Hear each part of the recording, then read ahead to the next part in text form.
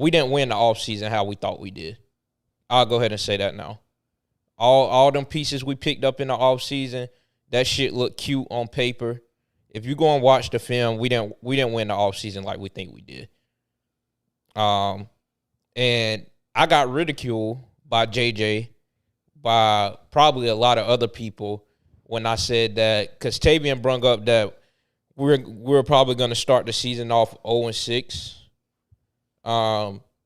And coming into the season after we hired Frank Reich, and we were like, what are our expectations of him? And I'm like, based off the type shit team we had last year, the coaching change in the middle of the season, trading Christian McCaffrey, and still being one game out from making the playoffs. J.C. Horn getting hurt, I think that played a big factor in that. And Dante Jackson, was he on the field? He wasn't even on the field that last game. No, he wasn't. He was out the whole season. So he was out from the Thursday night game against Atlanta. Yeah, so that played a big factor. And I was like, my expectations, I just feel like, I mean, you have to win your division this year. Like, of course, you're not coming into the best situation, but, I mean, you have a chance to start fresh, start new, full offseason. You have the number one pick. Like, that's my expectations. And I got ridiculed because I was like, if he goes out, we start 0-6, or it just looks like bullshit, then I might have to call for that nigga job. But everybody like, oh, first-year coach. But based off of what I'm seeing, that fucking play calling is just terrible. Like, I don't understand why we go out and form this all-star coaching staff, go and get the guy from the Rams, go and get Bro from the Broncos, the D coordinator, who we know he's probably going to be up for a head coaching job after this season. So the defense can look totally different. I don't know why we're going to get an offensive coordinator and he not call the plays. Like, to me, that doesn't make sense. I don't know about you. I was under the belief that Frank Reich would do some of the play calling duties throughout preseason, but I was thinking that it would go into Bro hands during the season. Yeah, and I think that was the general consensus within the fan base, because I was watching Dunk last night, and Dunk was like, Thomas Brown was in Bryce Young's helmet the whole training camp with the walkie-talkie. So I don't know when that changed. I don't know when the level of trust switched from we trust you to we don't. But, yeah, I was under the belief of that. But continue before I go. Yeah, and now we just get to the season, and Frank Reich, I don't know if this is a fucking ego trip, a pissing contest. I don't know what it is and why he felt like he's the head coach. He feels like he has to call the plays. Nigga, you're not fucking Mike McCarthy. You don't get that privilege, nigga. So I don't even understand why that's even a thought. Now that you just told me that, it really don't even make sense of why he's calling the plays. And you've seen how the offense has looked the past 2 weeks. We have no chunk plays. We start off moving the ball down the field, undisciplined, takes ourselves out of the opportunity to put 7 on the board. So now we got to kick all these fucking field goals. The play calling, these little screen plays, they not working. Just the sequence of the play calling doesn't make sense. It's a lot of things that are off with this, and I'm really, like, I really don't understand it. Like, so my challenge to Frank Reich is you need to do some self-evaluation. You need to do something. But I need to see a drastic change within the next couple of weeks. Next week, matter of fact, and that starts by you letting Bro call the fucking plays, because that's what we hired him for. We hired him as an offensive coordinator to call the plays, not for you to be over there with the play sheet in Bryce's helmet telling them what to do. And then I'm looking at film, and one of the plays, he didn't even get the play out to Bryce. He had to run over to the sideline to fucking get it. So you tell me what the fuck are you doing? And so it's just little stuff like that really plays a factor into how the team has been playing over the past 2 weeks. But that's step number one. But you can go ahead. I mean, I guess we'll start here since we're already here. Or would you like to go through the stats first? Actually, can you turn yourself down just a little bit? Yeah. Like, just be on with me. Am I? You're one. Like you used to hold your mic down here, so that's why you were up. Yeah. Now you hold that shit up, so you got to be with me. He had something to say today. Yeah, he did. I know. I ain't finished yet. Yeah, no. Good plug I on Mike McCarthy though. Yeah. Fuck you. Yeah. I don't even know why you acknowledged it. Would you like to go through the stats first, or would you like me to make my statement to Frank Reich? You go ahead and make your statement since we already here. Cool. Long story short, Frank Reich. And see, this is the thing about our owner.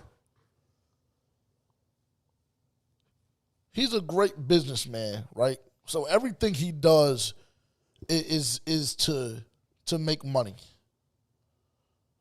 Everything he does is to make money. The reason why the turf has not changed is because he wants to maximize his profit. We don't have to, we get the soccer teams in here. We can rip that shit up. We can put a concert, have a concert here. Shit like that. Cool. The whole Rock Hill project or Pink Hill, wherever the fuck it was supposed to be. That went to shit because he got money hungry. He didn't want to pay that shit out.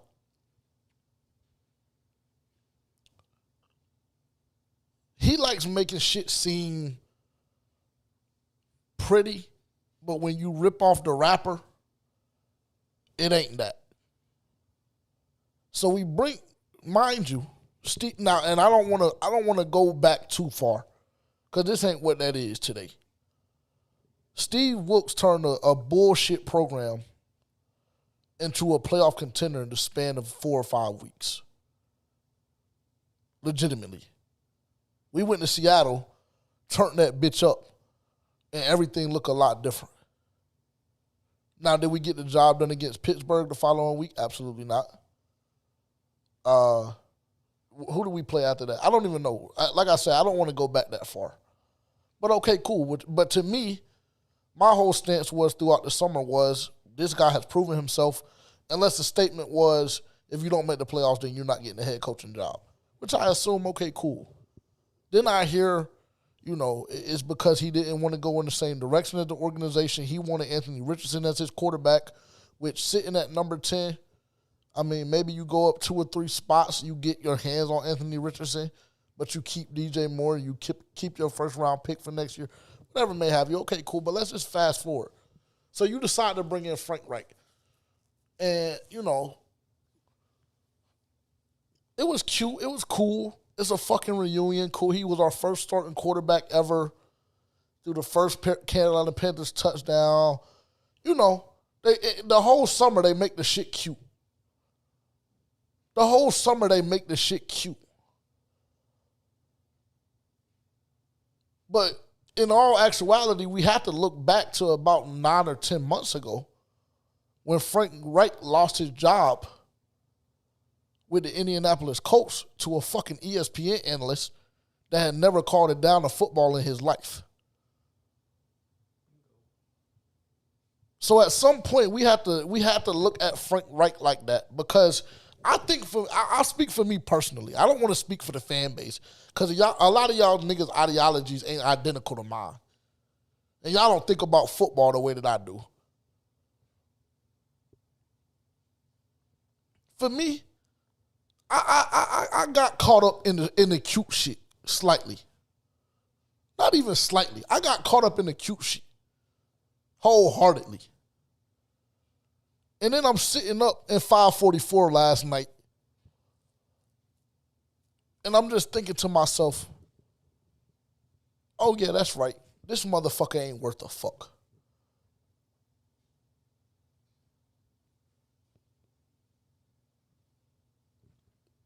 Frank Reich, this offense that you trying to run is not going to cut it. Because I hate to tell you, Miles Sanders is not Jonathan Taylor. The offensive line that we have currently is not the offensive line that you had in Indianapolis, Jonathan Taylor's rookie season. So all of this, you going in the press conference talking about we got to stay the course, and if we stay the course, we get into a couple more third down and manageables, et cetera, et cetera. I'm gonna go ahead and tell y'all right now, and I can feel myself getting hot. I don't want to see that fucking weak ass ISO halfback dive 2 times in a row for the rest of the fucking season. He did it last week when we were in Atlanta, and it was 3rd and 2 when we first possession. 3rd and 2, we're in there. We're in the red zone. 3rd and 2. You run the shit with Chuba the first time, and you run it with Chuba the second time on 4th and inches and change the whole momentum of the game. I seen the same damn play about 10 times consecutively yesterday or last night, Monday Night Football. I'm done looking at that shit. I can go ahead and tell you, because that's going to drive me over the edge. Then we got to go into the press conference, and people ask you, because, you know, I don't know, maybe this fan base is actually starting to get a backbone finally, but already a lot of y'all are calling for him to switch over them OC responsibilities already, which I commend y'all for, because it's like y'all finally understand it a little bit. So perfect. Then we go into the press conference. I don't know if it was Joe Percy. It might have been Dave Newitt. It might have been Vasta. It was somebody. Paraphrasing here. But they ask, Frank, at what point do you think you might want to give off play calling responsibilities? And the underlying statement there is, because the fucking bullshit you running right now ain't working. And the way he answered just rubbed me wrong. Like, the audacity of you to ask me that. Well, fuck, nigga. I ain't gonna lie to you. We were gonna give you until the bye week at least. Because I knew he was calling the plays week 1. It was strange to me then, but I didn't think it would be an issue. Because, you know, he went in the press conference and had to explain himself for going for it on 4th and inches, and then explain himself in the press conference on why he ran the same play back-to-back times. So I knew he was calling the plays, but already as a fan base, we're a little agitated. Already as the media, we're a little agitated. And for you to sit there and give that response, like you're so much higher and your offensive strategies and shit are proving so much more, when I hate to tell you, Frank Reich, that's just simply not the case, brother. It's just simply not the case. The offense that we're running right now is stale. We can't move the football down the field. We got a turnover last night from Von Bell. Finally, a big turnover, a momentum shifter. We didn't get a turnover last week. Don't get me wrong, defense has been playing excellent in my opinion, but we finally get a turnover. We get the ball, down to the 40?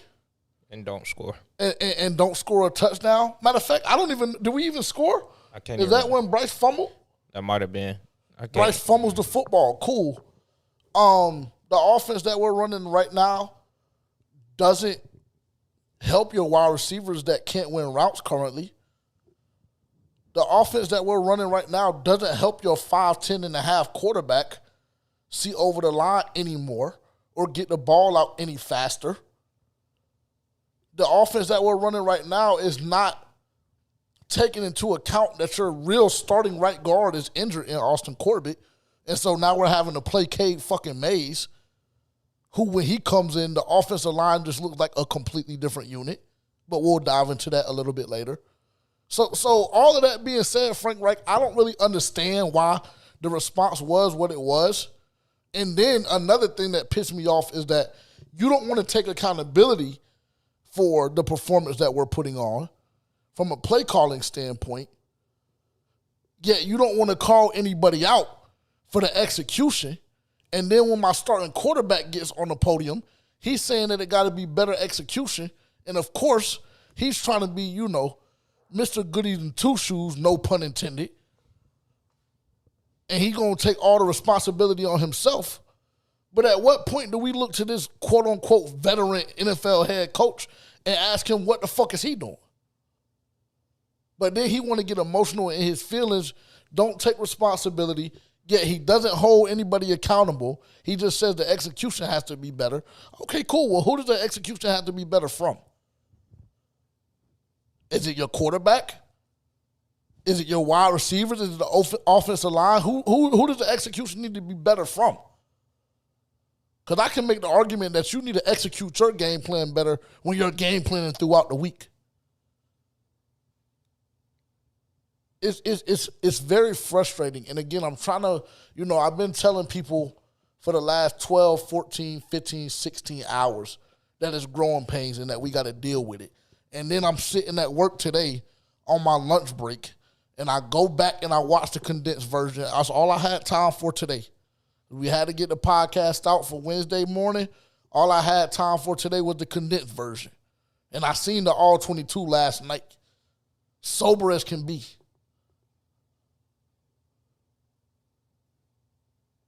It's frustrating. So,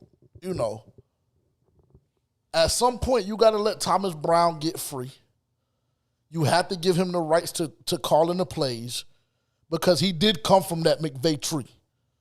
And what we know is that right now, Sean McVay got Matthew Stafford and a bunch of fucking nobodies, with all due respect, competing with the best teams in the fucking NFL. Going blow for blow, week for week, with a nigga named Puka, I don't even know how the fuck to say his last name, carrying their offense. 15 catches, 13 catches. So it's something because, there's just no way that you're telling me that a random fifth round pick, random as hell, nobody knows who he is more elite than DJ Chark, is more elite than a veteran like Adam Thielen. And obviously, if Jonathan Mingo got drafted in the second round, he can't be more elite than him if we just going based off that. So go ahead, swallow your pride, because I understand it's tough as a man. It's tough as a man having to admit, especially on the national stage. That's not anything that I ever had to deal with on a national stage. But as a man, I understand that it's tough to admit when you're wrong. Or it's tough to admit that you're just simply not good enough to do the job that you're currently doing. But at some point, you got to wake up, go in the bathroom, take your morning shit, wash the crust out your eyes, look at yourself in the mirror, and just admit to yourself, first and foremost, that I'm just simply not cut out for this shit. So let me go over here and do my head coaching duties, make sure everybody's getting on and off the field, put my 2 cents in here and there. But the play calling duties, already, I don't like it. It's stale as fuck. It's boring as hell. At least if we lose by 3 points, I can deal with it if we give ourselves a fighting shot. The offense that we currently running, we're not even giving ourselves a fighting shot. And everybody want to gas up that last drive like we did some shit. They in prevent defense. We hitting on 10, 15-yard passes. Okay, cool. They in prevent defense. They know the clock is running out. They know what time it is. Everybody want to gas that drive up. That drive ain't show me shit. Hate to tell y'all. Not to cut you off, but before we move on from that, I don't think it wouldn't be hard to admit if you didn't take over the play calling duties to start with. I don't understand how you take the ball out of somebody's hands who was quote unquote calling the plays during training camp. I don't understand how you just make that decision that you're going to take over the play calling duties in the regular season. I get that you're the head coach, but it at a certain point is no, that's technically not really your job. That's what you brung in Thomas Brown for. That's what everybody was gassing him up for, because they thought that he was going to be an elite play caller because he did come from the Sean McVay system. So it wouldn't be hard to admit if you didn't take over those duties to start with. And when I voiced my opinion about us even hiring Frank Reich, and I was like, I don't know if this is the guy for the job based off of his situation with Indy. Like, I don't really see him coming in and just turning this offense around. I got a call from an NFL player who was vouching for Frank Reich as he was one of those ones. But like you said, I'm starting to see he really ain't shit when it comes to an offensive play calling standpoint. And not to cut you off, I'm going to let you cook. But they told me before Frank Reich got here that they wanted an offensive-minded coach. Continue. I mean, that's really all I got to say about that is, like, I don't really know anybody that really, really wanted Frank. Well, I know me personally. I can't speak for everybody else. He wasn't my guy when we hired him. He wasn't my guy. And obviously my opinion doesn't fucking matter when it comes to the front office and them picking coaches and shit, but he just wasn't the guy that I wanted. But everybody told me to chill. Everybody told me to calm down, give it time, wait, and then this is the product that we've been getting for the past 2 weeks.